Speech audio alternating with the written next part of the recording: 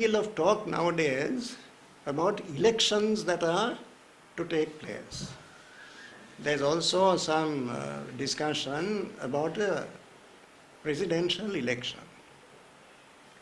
The law on that matter is crystal clear.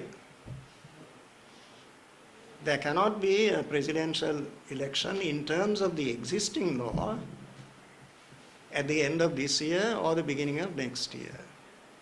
The time frames are unambiguously laid down in the Constitution and in the applicable statutory provisions. The presidential election is triggered by a proclamation that will be issued in July 2024. Not this year, but next year. So the entire process commences with that proclamation, which will be issued in July 2024. Nominations will be accepted in August 2024. And the presidential election will take place between the 18th of September and the 18th of October next year.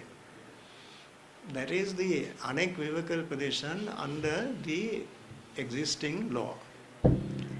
In this country, an executive president is elected once in 5 years.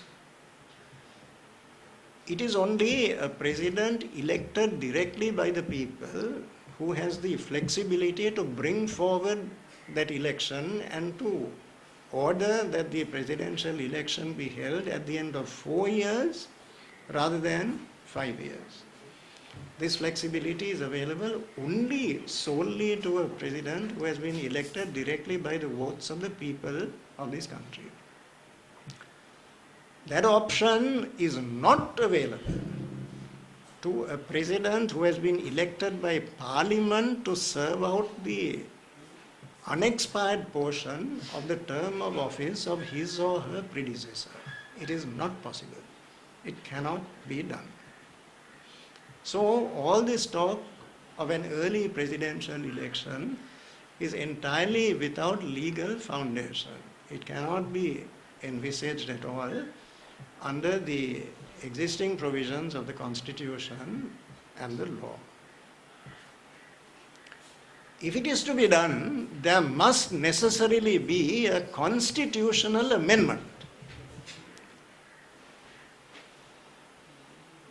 That amendment will have to be approved by Parliament by a 2/3 majority. In other words, 150 members of Parliament will have to vote in support of that amendment to enable the presidential election to be held at the end of 4 years rather than 5 years. Without that amendment, that course of action is absolutely ruled out. So you need a constitutional amendment, you need a 2/3 majority, you do not need a referendum. The reason is that a referendum would be a mandatory requirement if the term of office of the president is being extended. In this case, it is not being extended, it is being shortened. Therefore, a 2/3 majority in Parliament will suffice for the enactment of this constitutional amendment without the need for a referendum.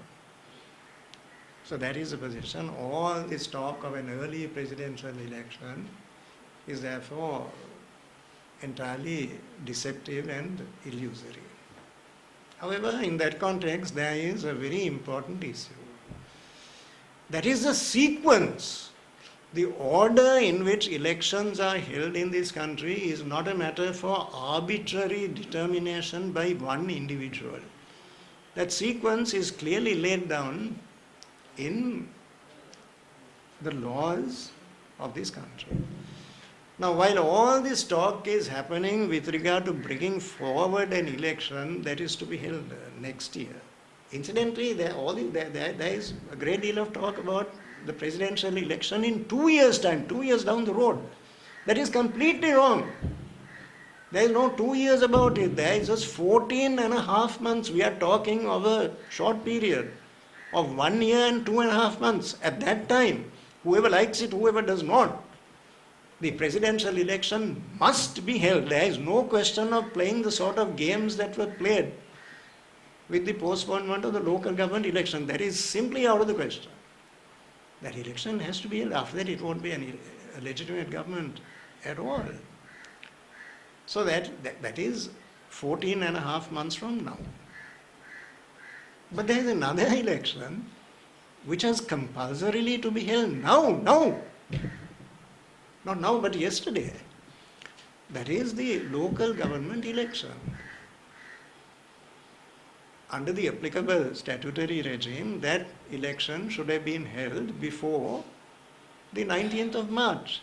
Today we have the profoundly unsatisfactory situation that 339 local bodies up and down the country, municipalities, town councils, Pradesh Sabhas, all without any elected representatives at all, not one elected representative. Now that is completely contrary to the law. This election should have been held before the 19th of March.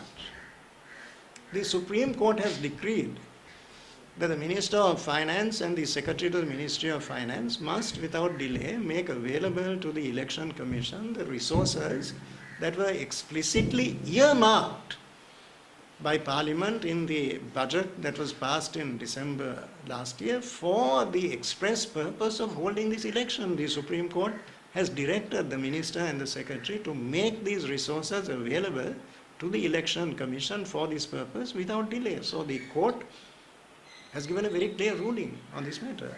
It is being defied, and we are now in court again in contempt of court proceedings asking that the court's order be enforced. So the view of the Supreme Court is unambiguous. Likewise, every political party in this country is clamoring for the holding of this election to enable the people of the country to elect representatives who will manage their affairs at the grassroots level in matters that impinge directly on their well-being in their everyday lives. Civil society in unison is asking that this election be held. It's all falling on deaf ears. Now, it is not possible in a democratic country, least of all in Sri Lanka, for one individual autocratically, arrogantly, to decide for himself the order in which elections are to be held in this country. What right has anybody to override the constitution and the law in a matter so vital as the suffrage, the franchise from which all rights and freedoms flow in a democratic society? That is the fount. So, the position is very clear that nobody is in a position to say, I do not consider this election to be important. It is dispensable. We can forget about it. Throw it out of the window. We are not interested in it. Unimportant. But we are focused on, for our own tactical purposes, bringing forward another election which is to be held months down the road. That is manipulative. That is a totally unacceptable manipulation of the electoral calendar, which is a crucial feature of the overall structures of democracy, for which in this country we have had total respect ever since our people began to enjoy the right to vote, even before they obtained independence from British in 1931. Since then, we have cherished that right. We are not certainly agreeable to putting that right in jeopardy. So the sequence must be observed. We make that point with emphasis. Start with the local government election. That must be held first. The other things follow later. So we absolutely insist that before playing ducks and drakes with the electoral calendar, to suit the whims and fancies of one individual and the political fortunes of a group that he represents, in order to achieve that partisan objective, he cannot be allowed the liberty of turning upside down the sequence of elections as laid down by the Constitution of the Republic and by the other applicable laws. All of this is happening in a context where Parliament sits next week after the Sinhala and Tamil New Year break. Now, as Parliament convenes on Tuesday, the 25th of April, the government has made known its intention of placing before Parliament the agreement with the International Monetary Fund. And the government is insisting that every member of Parliament be compelled to stand up in the chamber and to vote either for or against the agreement. Now, this is an exercise in total cynicism and insincerity, because even the Sinhala and Tamil versions of the agreement are not available to members of Parliament. They do not know. So, with complete blindness, having no knowledge whatsoever of the contents of these agreements, how can they be expected to stand up in Parliament and say aye or nay? From the beginning, the government has adopted a clandestine approach. There has been a total lack of transparency and visibility.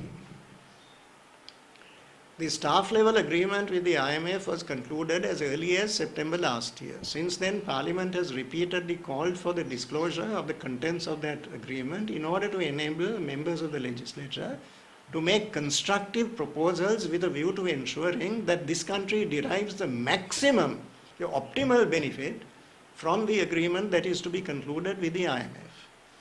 Now, had the agreement been divulged at that stage, then Parliament would have had the opportunity of making an input which would have made a difference at that stage, because it was not a concluded agreement. There was still some elasticity and flexibility available.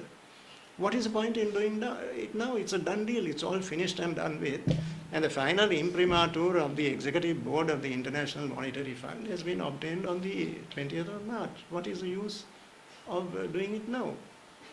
So we see this as a disingenuous exercise, the true purpose of which is to enable the government to absolve itself from responsibility from an agreement which they are well aware is going to impose great anguish on the people of this country within the next few months. In fact, the IMF itself has stated in the document which we have read that the challenges to be surmounted are far more formidable in the case of Sri Lanka than the challenges that have had to be encountered in other situations. So the arduous character of the journey and the excruciating difficulties to be encountered are stated in very candid terms by the IMF. There has been no attempt on the part of the IMF to water down the truth. It is the government of Sri Lanka which has been determined to suppress the truth from Parliament and the people. So now, aware of the vulnerability of the government, they want to transfer this responsibility to Parliament. And subsequently to say, well, Parliament has endorsed this agreement. We do not intend to fall into that trap. This was negotiated by the government on its own, without taking Parliament and the people into their confidence. Now, belatedly, at a time when such a course of action can do no good whatsoever, as an empty gesture, Parliament is being consulted and a vote is being taken simply to get the government off the hook. We have no intention whatsoever of giving the government a blank check. There are many aspects of this situation with which we are profoundly dissatisfied. First and foremost, and this has been stated categorically by the IMF itself, before the process of implementation is seriously embarked upon, a necessary threshold requirement was the setting in place of a strong social safety net which is necessary for the protection of the less affluent sections of the Sri Lankan community. There was a great deal of talk about it, but nothing tangible has been done. And we can see the consequences even now, so soon. So it's not difficult to imagine what would happen further down the road. No fewer than 90,000 consumers have been deprived of water. Their water has been cut off because they cannot afford to pay the water bills. Electricity consumption has fallen in this country by more than 20%. And if you compare the year-on-year figures, 2022 and 2023, that becomes abundantly clear. The conspicuous fall in the consumption of electricity. The year-on-year figures are these. In January this year, the decline was 12.4%. In February, it was 12.9%. In March, it went up. The decline was even more, 17.4%. Now, we must not remember, we must not forget that the use of electricity in the industrial sector by factories that are producing goods, some of which are for export, the consumption of electricity in the industrial sector has suffered a comparable decline. So this is inevitably going to impact in a very negative sense on GDP. And the most worrying result is the loss of livelihoods. Already in the apparel sector alone, more than 20,000 livelihoods, jobs have been lost. So this is a catastrophe which was plainly foreseeable. We anticipated it a long time ago. But government was totally insensitive, did nothing about it. Now are they asking us to accept responsibility for this disastrous state of affairs and to become privy to the perils that are going to be visited upon the people of our country, particularly the poorer sections of our people? We will certainly not place ourselves in that position. So not only has there been a deplorable lack of honesty and sincerity and openness, but there has also been mendacity, suppressing the truth, half-truths. The best example is the government's approach to the restructuring of the domestic debt. On no fewer than 3 occasions, the governor of the central bank insisted that the domestic debt, the domestic portion of the debt is not going to be touched. Said it very categorically and explicitly. That was echoed by statements, authoritative statements that were made by the state ministers of finance. The government now admits that that is not true. What they said earlier was not true. Now they admit, because they have to, there's no choice, that the local debt is also being restructured as an integral part of the overall exercise. That makes a huge difference, particularly for poorer people in this country. Now this internal process is going to begin with the treasury bills. But we are most anxious about the fate of the employees' provident fund, employees' trust fund. These funds contain resources belonging to the working people of our country. These are the resources on which they hope to live after retirement, to meet their day-to-day expenses with regard to medicine, food, and other essential things. Now, their money, nobody else's money, their money lying in those funds will lose more than 1/3 of its value. It will be shaved off. Who is going to take the responsibility for that? How are the people going to live? I mean, their lives will become intolerably difficult. That is not all. Consider the inevitable impact on the stability of the domestic banking system, the National Savings Bank in particular, and the People's Bank, and also the Bank of Ceylon. So these were foreseeable. But The truth was deliberately withheld from Parliament and from the people of our country. Now at the 11th hour, when all is said and done, we are asked to become parties to a process of negotiation and to the outcome of that process, with which we had no connection whatsoever. We were not allowed to participate in it. We were not given the opportunity of contributing our suggestions. What then is the equity or justice of demanding that we now become parties to this state of affairs? So not only has there been a lack of integrity, there has also been cynical violation of promises solemnly given to the people of our country. The presidential election of November 2019 and the parliamentary election of August 2020 are elections in which I actively participated. We can now, in retrospect, we can look at the manifestos that were issued at that time. We can listen to on tapes which are now available the speeches that were made by party leaders from political platforms up and down the country. The people of the country were told in no uncertain terms that state enterprises, state-owned business enterprises are going to be nurtured, are going to be strengthened, certainly not alienated. Today what is happening? State-owned business enterprises which are sources of enormous revenue to the treasury. They are bringing in large volumes of money into the treasury and becoming a mainstay of the national economy. Those are going to be sold.